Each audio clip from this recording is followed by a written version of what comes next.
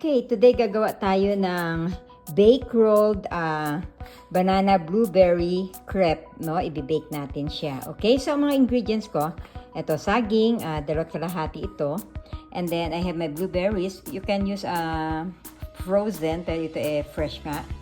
And then ang vanilla extract at saka ang ating cinnamon. Ngayon sa paggawa naman ng crepe, you can use a little of salt and then oat flour. Actually, maganda almond flour, pero yung iba, pag hindi nagbabantay ng kanilang mga calories, pwede ang all-purpose flour. So, 2 eggs, and then, lagyan nyo ng cheese, optional yan, and then, of course, milk, lagyan nyo din ng water para mas maging thin yung ating crepe, no? So, ang gagawin ko first of all, ay ilalagay ko muna itong banana at saka blueberry sa pan at lalagyan ko siya ng vanilla extract at cinnamon hanggang sa maging soften siya, no? Okay, I'll be back with you guys. Okay, ito na ang itsura niya. So, dudurugin ko lang siya, no? Hanggang pagka nadurog nito, mga several minutes lang to. And then, ready na siya for filling. Actually, dinagdagan ko siya ng mga 1 kutsaritang honey, pero nasa option na niyo yun. Yung ibang ginagamit nila, brown sugar para mag-caramelize, pero ayoko ng sugar Okay, so up to you guys. Pwede ding walang honey. So okay, pwede na to. So we can just transfer this. Isa-set aside lang natin. Gagawa naman tayo ng ating crepe. Okay? Patayan natin yung apoy natin na mahinang-mahina lang kanina, no? Okay, ang paggawa naman natin ng crepe, ito na lang gagamitin ko para aalugin ko siya dyan para mas maganda ang ating mixture, no? So, gagawin ko ay just beat the eggs first, and then pagka na-beat ko na siya ng husto, then lalagyan ko ng a dash of salt, and then itong flour, at saka ng ating milk, and water.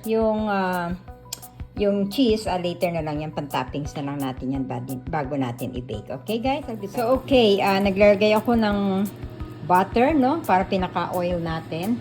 And then, maglalagay ako ng ating yung mixture naman natin, yung butter natin, no? Manipis lang. Para ano siya, maganda yung kanyang consistency. Ayan. Okay, tapos, isi-swirl lang natin siya para maging malat-kalat yan. So, nilakasan ko ng konti yung apoy natin. Tapos, mga ilang minuto lang ito. Siguro, the most is mga 2 minutes, no? And then, ito-turn naman natin siya sa other side. Ngayon, may mga nagawa na akong ibang crepe, no? Nilayered ko na lang to instead na i-roll ko. Ayan. So, nilagyan ko ng oil itong ating pan o lalagyan. And then, nilagay ko yung first layer of ating crepe. Nilagyan ko ng filling natin, and then pinatungan ko ng another layer, and then lalagyan ko ulit ito ng filling, and then ilalagay natin ulit ito hanggang maubos natin, and then i-bake natin siya 350 around 10 minutes. Okay? I'll be back. Okay, binudbudan ko, nilagay ko yung pinakamalaking crepe sa ibabaw para makover lahat-lahat, and then nilagyan ko ng shredded cheese on top.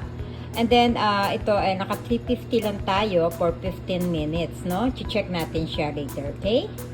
Pagka lulubugan natin ng toothpick after 15 minutes, kung malinis naman yung toothpick, then that's good. Pwede na siya. Okay, guys? I'll be back with you. Okay, luto na yung ating layered banana blueberry crepe, no? Okay, subukan nyo ito, guys. It's yummy. Okay, thanks for watching. Bye!